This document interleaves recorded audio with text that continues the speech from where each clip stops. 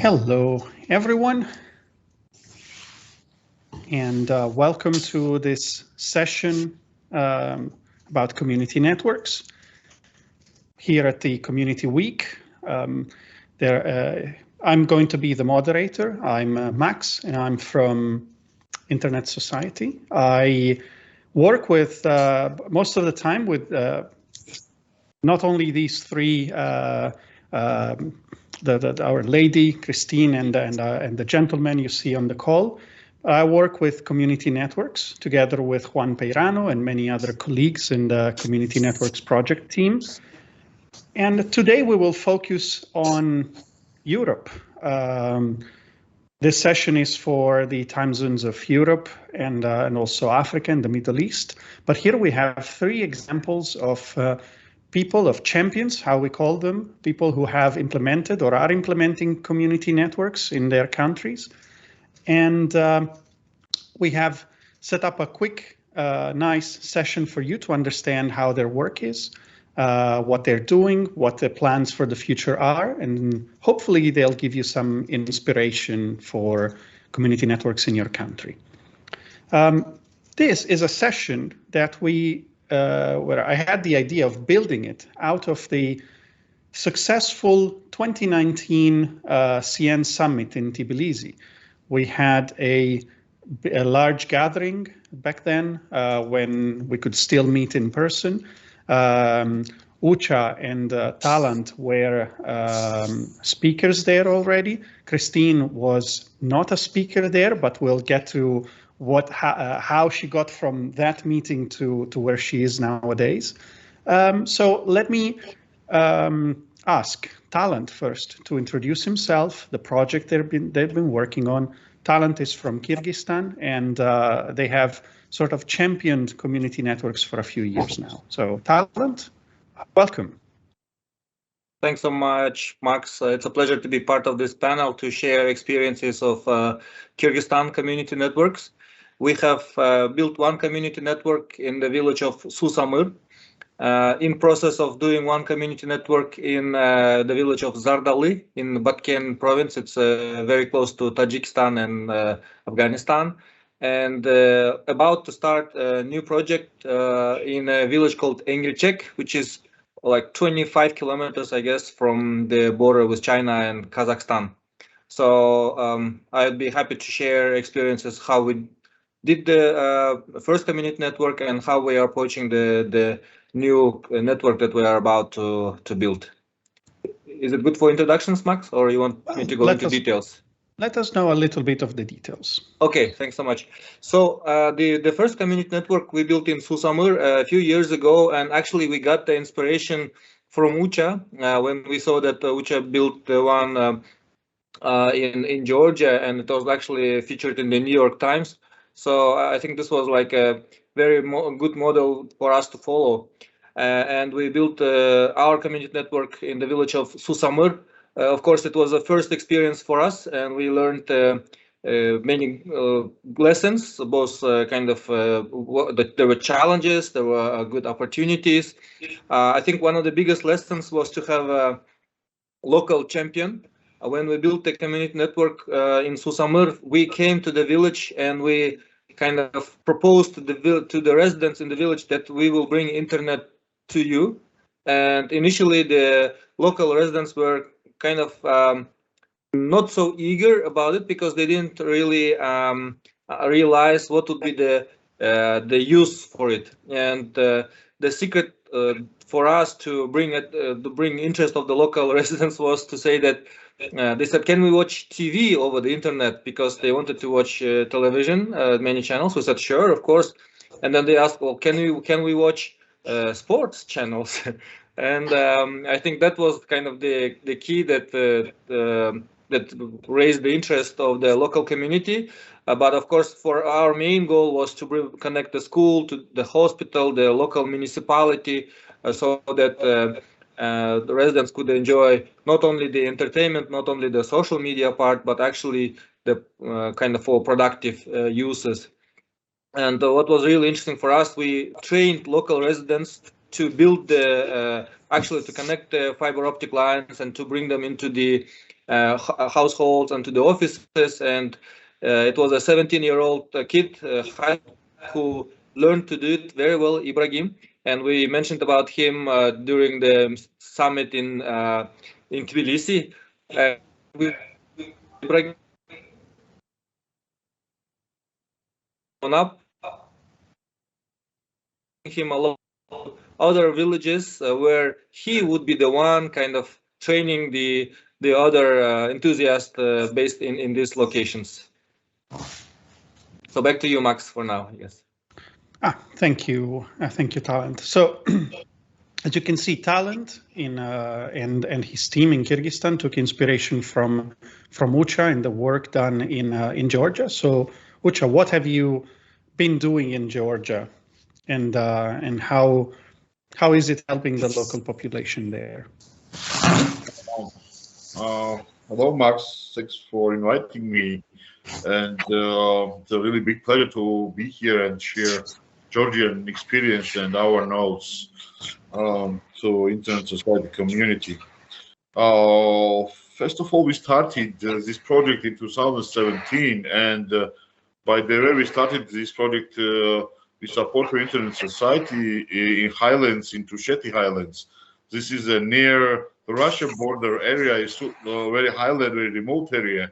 And for 7 months, the roads are closed. Just you can use a helicopter to reach this destination.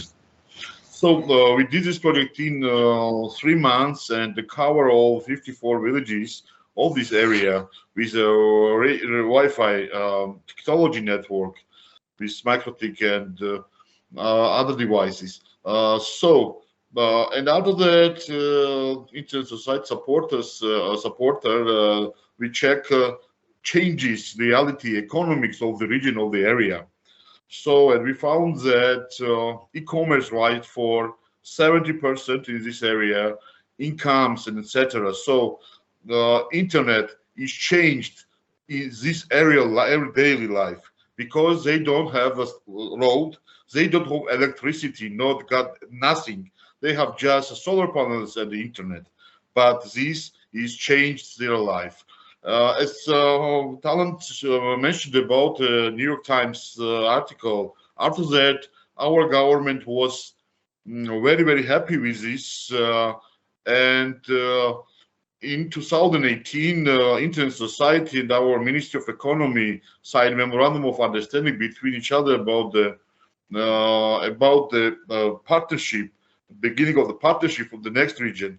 So we moved to the next region in Pshawkhe-Sureti and Gudamagari area. So there we cover more than 120 villages and about more than up to 500 families. And the situation is the same. There are people without road. They are delivering their stuff using the horses and that's it. And but they have internet. And we have quite good updates from the areas, because the new generation is going back. That's very important part, because we are the post-communist country as Armenia and Kyrgyzstan. In 60s, in 70s, I don't know why, but communists are taking people from the highlands to the mine cities. Yes, so situation is quite strange there. So internet, and we are talking about the very touristic areas, for hiking, for traveling in Tusheti, Pshawkhe-Sureti, because they have authentic old castles, old people, wild nature, etc. So they are starting to build their own small hostels and starting doing business, even selling their goods in the internet. So I'm trying to be very brief, but I think we need maybe 2 or 3 hours to explain, to describe all changes of the area, because internet in this area changed reality, changed people's daily life. I don't know, we saw the happy faces, new generation, small kids, even the people who are silver surfers and they are 70, 80 years old. They are also using the internet. They are using the Viber. They are using some for connection, for they are putting their poetry in the Facebook. I don't know, a lot of new stuff there. and challenges. And this is very highland for Georgia, so we have about 10 sites in Tusheti and about 50 sites in and 90% of these locations and mass are not using central electricity, so we are using solar energy. That's our challenge. So lightning sometimes twice, or maybe you're familiar with this, our challenges, but it's we are dealing with this challenge. And I can also say the readiness of the local population. So we need, and we are still working about this with local government to start awareness raising program for end users in the highlands. So very briefly about Georgian project and about the replication. We have donor in our last project. About 40% of the funding was covered directly by the government as a gift for the local population without some because of the internet society involvement. And they are also asking us to move to the Western Georgia and cover also 2 non-served areas in Swaneti and in Ajarian Highlands near the Turkish border. So right now we are doing finalizing our main points of the budget, and after that we will share information with our partners, first of all with Internet Society. This very briefly about us, Max. So I'm here if someone is interested. We are here. Yeah, thank you very much, Ucha, and welcome. So you could feel the passion from Ucha, the passion from Talant, and this has we know inspired Kristine, who was a participant at the 2019 European CN Summit in Tbilisi. So from there, tell us what you learned from that event and what brought you to work on community networks since then. Thank you, Max. Hello, everyone. Thank you very much for inviting to this great event, and this is a great opportunity to talk about CN pilot project in Armenia. Currently, we are implementing a community network pilot project in Armenia in one of the remote areas of Ararat region. I have learned, as Max already mentioned, about the community networks in Georgia in 2019 during the European CN conference. And I have learned about the great job done in Georgia and other countries, which was very inspiring and motivating. After discussing the CN in more details with ISOC staff, I have asked myself, do we need the CN in Armenia, or will it work? What barriers are we face if I start the initiative? So I'm the director of the Union of Operators of Armenia, and sometimes I visit rural areas where we don't have broadband internet. According to Public Service Regulatory Committee, there is 100% internet coverage in Armenia, but in some rural areas, the internet access is very poor or even not accessible at all. And as we saw in Kyrgyzstan, people are interested in having more services than just an internet for calls or for Viber or something else. So in some areas only mobile network is available, and it's not in a good quality. It should be noted that 36% of Armenian population lives in rural, sometimes in isolated areas, where the geographical conditions make it difficult to develop infrastructure. Especially during the COVID-19, when all the pupils and students had to pass their classes online. By the way, currently in Armenia, the students still learn online, and many companies work remotely. It is a real challenge for rural areas to get equal education and working opportunities. During the CN conference in Tbilisi, I found out the answer of the questions I always get from the rural areas community members, which is how they can be involved in getting better quality internet. So CN is the opportunity we could use in these cases where where operators don't see any business case. Currently, electronic communication sector is priority in Armenia for Armenian government, and government is looking for broadband development-based models for rural areas. The question of having broadband internet in all over the Armenia is always a matter of discussion in Armenian government. This issue has been discussed in with all the stakeholders, with international and local companies, private and public companies, and currently Ministry of High-Tech Industry of Armenia is working on the broadband internet development strategy. And we discussed the CN initiative as an opportunity for conducting the remote areas, and they are supporting the initiative and looking forward to see the results of the pilot project we are currently doing in Armenia. The project has been planned in details with the community. The partners has been identified. We ordered the equipment from the factory to find it more cheaper than here. And soon we will get the license and start the implementation process. So this is for now. Max, if you need something else to share, please let me know. No, thank you, Kristine.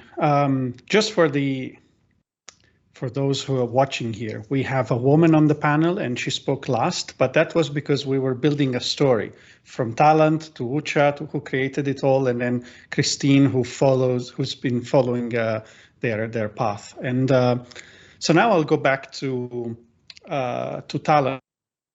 You mentioned now you're working on 3 community networks, 3 different areas. What are you specifically working on? What are the challenges you're seeing now where you're bringing new connectivity, and what has changed since you started back with Susamir? Thank you very much, Max, for this good question. I think the pandemic was the kind of the major challenge that forced all of us to understand the importance of the internet. And when we went a week ago traveling to villages that have no connectivity, all the people were coming to us saying that we need internet. And it was really emotional situation because for some reason, the Ministry of Education said all the schools must go online. They didn't differentiate that some schools are located in very small villages and they have no internet, thus and people just go about their daily lives just like there was no pandemic, because small communities. However, because there was a regulation keeping children away from school and teachers, they had to come up with some kind of ways to continue education for a year and a half. For example, there were TV lessons, and some of the kids would use their smartphones to record the lessons that were broadcasted on TV because they wouldn't be repeated. So then they could go back and review whatever they recorded. And I asked, but what happens when your memory fills out? Well, they said, we erase whatever we have on the phone. And I said, including your personal photos and videos. And this girl says, yes, for me, the lessons are more important than my personal videos. So for me, I was really kind of astonished about this kind of revelations. We would talk to teachers and they say, well, we need kind of, we are asked to provide new ways of educating children, but we don't have access to this information. So we travel 25 kilometers to nearby place to download whatever new kind of updates we have and then bring it to the school, and then we share it with the children. In another village where we went, we met with some families. They said, we sent our kids to a town which is like 1 day away of traveling, like from Engelchek to Karakol, because we have no online education, but we don't want our daughter to miss school. So these are the situations that we kind of saw in these villages, and of course, government tried to connect all the schools, but it said there are 28 locations where we cannot provide internet. It's just impossible. And we decided to make it as our personal challenge that we will take the most difficult locations, the most remote areas. And if we, as a small NGO, can connect these locations to the internet, then it should be possible to provide quality connectivity to everywhere else in the country. And that's why we started doing work in the village of Zardali. And as Ucha mentioned, it's a very similar situation. There is no road, no TV, no electricity. So to be able to bring internet, we had to bring solar panels, and we had to carry all of these things over very difficult mountain kind of passes where only local animals, local donkeys can cross these roads, because all other animals get scared and fall off the cliffs. And it was really interesting. Like, the local population was very ingenious in kind of coming up with solutions, because you don't find many things as easily in these villages as you would find in the capital city. Then another lesson we learned, for example, when we went to another village, the local population kind of knows what would be the best. So they asked the government, please connect us to the internet. The government says, it will be hundreds of thousands of dollars to bring broadband. But there are other options which would cost you maybe 10 times less, because hundreds of thousands of dollars to connect a village of 100 households, maybe not really economically, as Kristine mentioned, that no private sector will go there, and the government has no such money. But the local residents, they told us, well, we have these old obsolete electricity poles, we could use those. Or we have these old TV towers which provide you with line of sight. Maybe we could use those. Third alternative, there is a village which you have to cross with horses, trekking one day, but which it also doesn't have internet connectivity, but you can connect two villages at once. So this was like an illustration that when you speak to local communities, you can actually come up with very good potential solutions for bringing internet. And it's not really much about the money, but about finding kind of the right technology. And I guess very key here is the policy and regulations are the most difficult aspect that we faced with. And if you get a chance later, maybe I can talk more about that aspect. Back to you, Max. Yeah, thank you, Talant. So this is the clear example where you need technology, but you also need an agile way of finding solutions, right? Talant, figuring out the exact, even the exact animals you need to bring internet to a certain place, or figuring out how to use the existing infrastructure. Yeah, so thank you. That's a very good example. But then, Ucha, what are you working on instead in Georgia? I know you have an ambitious project, and we've been helping you with that. So what is happening there? Yeah, it's a surprise from our side to support of you and the local community members. In the beginning, we started with a backbone link connected 42 kilometers. It's a main backbone part of our network. Network length is about 200 kilometers, but 42 kilometers was the biggest distance between our two links. So capacity was up to 400 megabit per second. It was enough in the beginning, but the last years we started check our network capacity and traffics and etc. So we find out that we need additional capacity. And when I was on the meeting in Paris a few years ago about the community networks, I remember the point of view of my colleagues about the fiber optic connection. In time, I was thinking that, oh, we don't need the fiber, radio will be enough, but we have no opportunity. So that's why we ask you to support us to start connect these remote areas to the main backbone network of Georgia. And even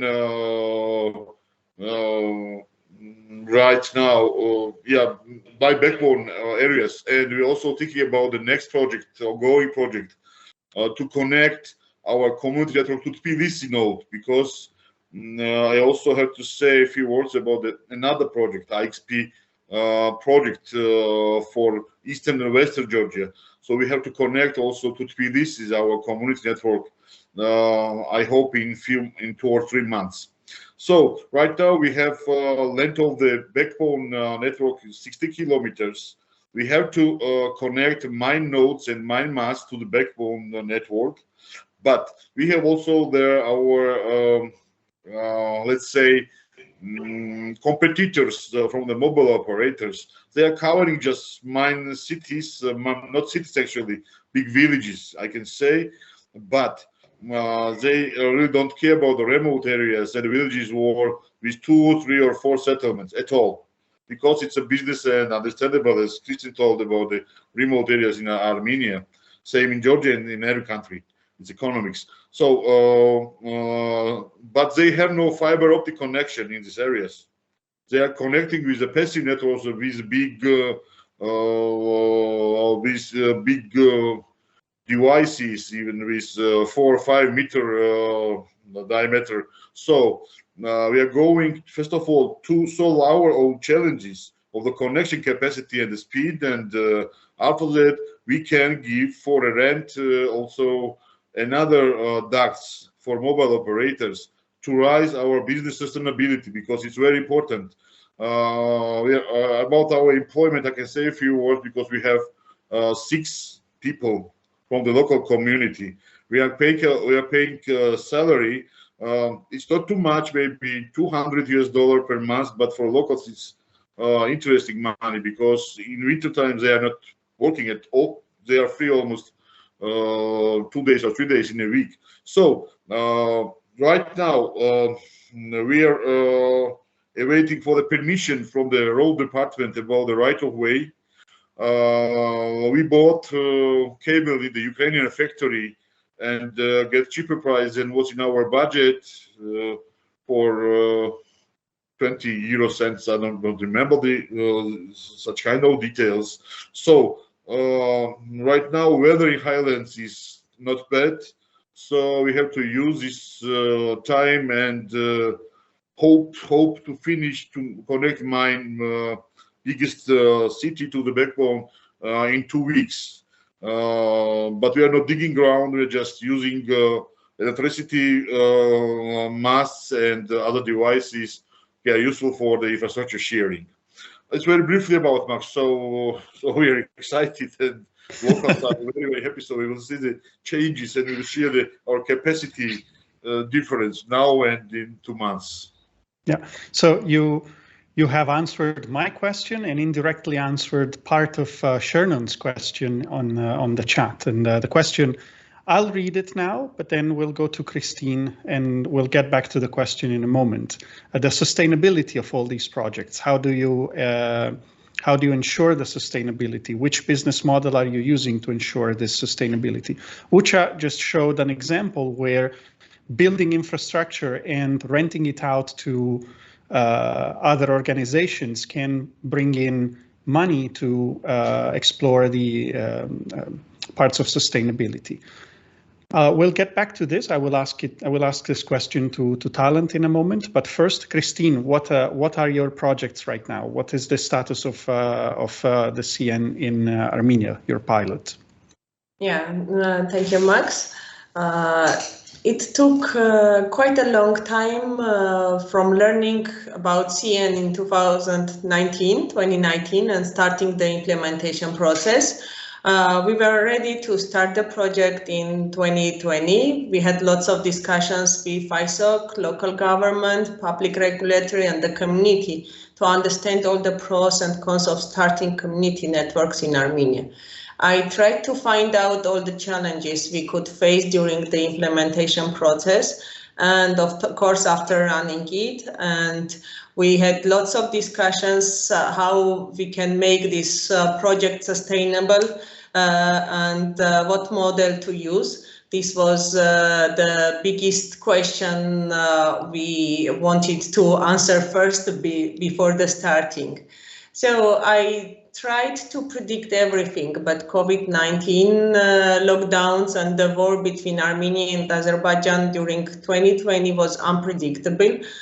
So we just frozen the discussions and restarted it in 2021.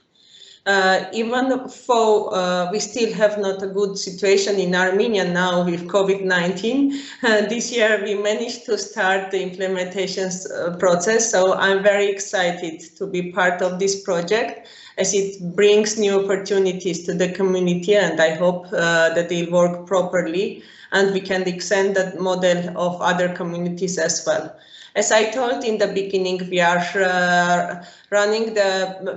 we have started to implement the process in one of the remote areas of Ararat region. Currently, we are trying to get a license from the regulatory, because in our country we need also license if we want to have a network, even if it runs by the community, everybody should have a license. So we are now preparing the documents for getting the license, and after getting the license, hopefully we will start the implementation process.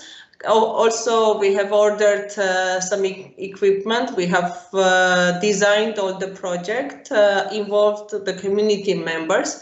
So hopefully at the end of November we can start the implementation, and at the end of the year we already will run the project. Okay, thank you, Kristine, and hopefully that's going to be a successful project for everyone. I hope. Hopefully it will be. So let's get back to the question from Shernon.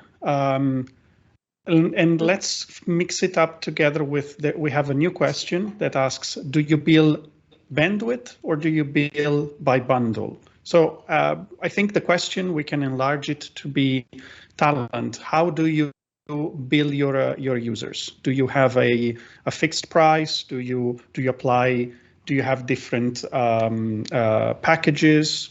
How do you bill your customers? And I'll ask the same question to Ucha, and then I'll ask Kristine what you plan on doing later. Mm-hmm.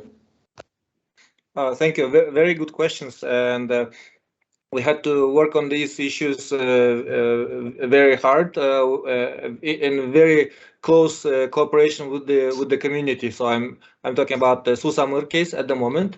So the local users are now paying about little less than I think about $8 per month for broadband connection to their homes, and the price was set during the discussions in town halls. Like we asked, how much could you? What would be the price that you think would be fair and relevant? And based on that, we calculated how many households we would need to connect to reach the break-even point.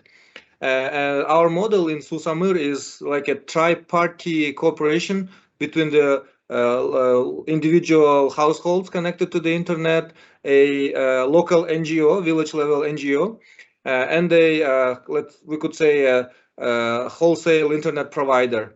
So the provider collects all the payments from the users.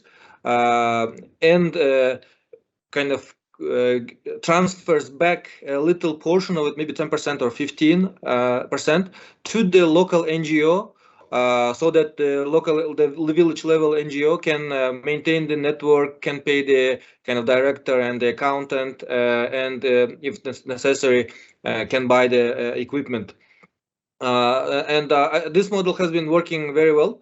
But of course it has own challenges as well. So the sustainability issue is not only about the financial aspect, but also, I guess, about the technical aspects and the operating. And Kristine talked about the licensing. So here I wanted to talk a little bit about policy and regulation. So for the government, it doesn't matter if you are a local, very small village level NGO or you're a national non-government organization, you still have to file same amount of reports and audits and all of it. And just imagine that you are resident in a village. First of all, it's remote from the all these ministries to which you have to file your documents. It takes a lot of time and a lot of knowledge. So this is something that we had to keep in mind. Another thing is also maintaining the network from the technical standpoint. We were lucky to have the Ibrahim, who knew how to do it, but he left for capital city to do his university studies, and suddenly there is nobody in the village now who could fix it. So we also had to kind of think about these aspects as well. And here I wanted to mention a couple of points on policy and regulation. In addition to licensing, access to spectrum is a big issue. So we couldn't do it ourselves. We had to find a telecom operator who had kind of spectrum allocated to it to be able to connect the village to the internet. However, finding such partners was very difficult, not always easy. So when we did this connectivity in the next village, second village, Zardali, it took a lot of time for us just to find kind of the right partner to provide internet to that location. Yeah, back to you, Max. Yeah, thank you, Talant. And as you can see, Shernan and Zach, there are two types of sustainability you have to keep in mind. There is the money on one side and the people, the sustainability of the people and of the infrastructure itself, how you maintain all of it. How are you solving these issues, Ucha, in your community networks? Okay, now I'll try to explain very briefly, because we have agreement, memorandum of understanding between us and the Internet Society. And in our agreement, we wrote that we have no right to add more than 10% of the benefit from our operational cost in our fees. So we are taking all the expenses, adding just 10%, and that's it. But we have good points for our business model. For example, in Tusheti project, small hostels, they are about 60 end users, but 40 from them are small hostels. So in active tourism period, they are paying triple capacity, and that's enough for just one person who is dealing with all challenges in this area. In Pshao-Sureti region, so we have two big villages with more than 150 families actually. So these two villages are creating mine amount of the incomes. So in money, we have three type of services, because in highlands people have some problems with income. So we have lowest one for $3 for 12 megabit per second.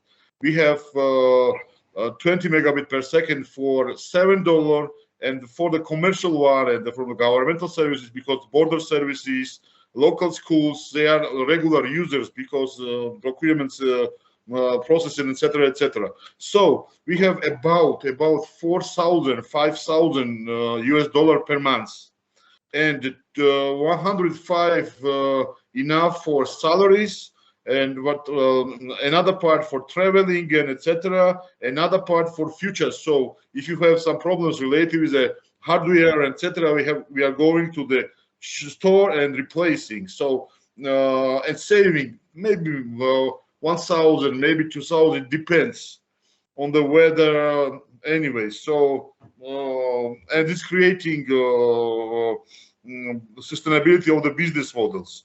And we are it's social community network, so we are playing for free. For example, I'm helping from the outside with reporting and etc., regulation, communication with other operators, etc., for free. So director is also working almost for free. So it's something for our soul, for our community members, for our society members. So that's I think that's my point of the business sustainability of the community networks. Wow, thank you, Ucha. I can see how passionate you are about this topic, about the sustainability. So, thank you. So, Kristine, what are your plans instead? What are you planning on doing for this aspect of the CNs you're setting up? As I told before, it was the biggest question to discuss before to start the project, because this is really a challenge how to get the money to keep the sustainability of the project. So we are going to use the model we are building the backbone until the village and making internal network, and afterwards we are asking the telecom companies to come and rent the network and pay the fee of renting. And this is the best model we discussed from several of the models we were discussing all these 2 years until we started. Why? Because currently people are requesting more services, and they need good TV channels to watch. They need some best internet to use for learning, for working. So this is the thing that telecom operators can provide, and this is also useful for community networks for their sustainability. So I hope this model will work, and we will get enough money for keeping the network. If it's not working good, we will try to find something else and use another model, but I think it will work. Yeah, thank you, Kristine. Now, we have a very, very, very interesting question from a participant today.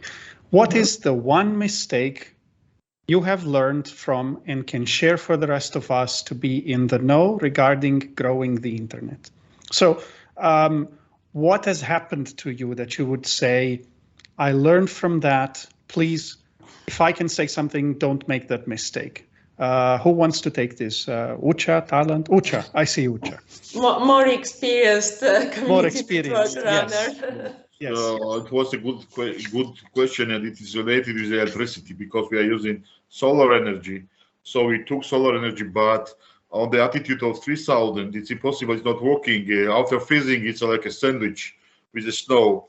So it was the biggest challenge for us 2 years ago. We are using border service helicopter to reach the destination because it is on the top of the mast. So please check your solar energy capacity and the batteries, everything inside in the office, not on the field, because it's you mentioned donkeys, Talant. So we had the same challenge here. We're getting there for 4 times or 5 times. You know, Ucha just mentioned it. Talant mentioned the donkeys. Talant has donkeys. Ucha has military helicopters. So you see, there is this discrepancy between the two, and it also shows how different it can be to bring your equipment on the mountains, on the poles.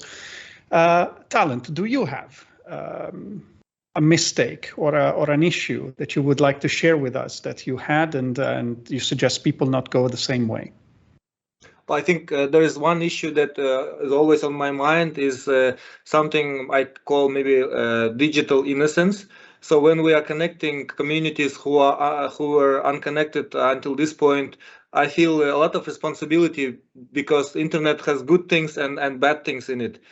So I think giving kind of digital skills to communities to understand how to use the internet for the good things is something we, I guess, are responsible for. In the post-Soviet space, there is a popular movie called "Человек с бульвара Капуцинов." It's about a person in the Wild West in America who brought cinema, and he brought very good cinema. However, there was another guy who brought the bad cinema to the town, and it was like a big challenge how to keep people watching the good cinema instead of bad. And it's a big challenge how to have people access good stuff on the internet rather than the bad stuff. I think that's something that we need to keep in mind. Oh, wow. Thank you, Talant. Yes. Making sure that people get access to the internet, but get to use it in the right way. And yes, Kristine, maybe something very quick. We have 30 seconds left. Yes, I don't remember any mistake still to share, but I would just continue the Talant's words that we are planning not just bring the internet to the community, but also already planned some digital skills trainings for people to use in the right way. Also some media education we are going to bring to the schools, and also internet safety, which is very important to use the internet in the right way. So also I'm now discussing with a company who are opening an engineering laboratory to schools. So I'm trying to find some money to bring these laboratories to this community as well. So this is not just about the internet, it's also about education, about the opportunities, about a good future for the community. Yeah. Wow, thank you. These are very, very inspiring words as well. So thank you. I thank you all. Kristine first, Talant and Ucha, also in alphabetical order. Thank you very much. And I see you soon, and I hope this was an interesting session for all of those who participated, and we had a couple of interesting questions. So thank you very much. Thank you very much. Thank you. Bye bye.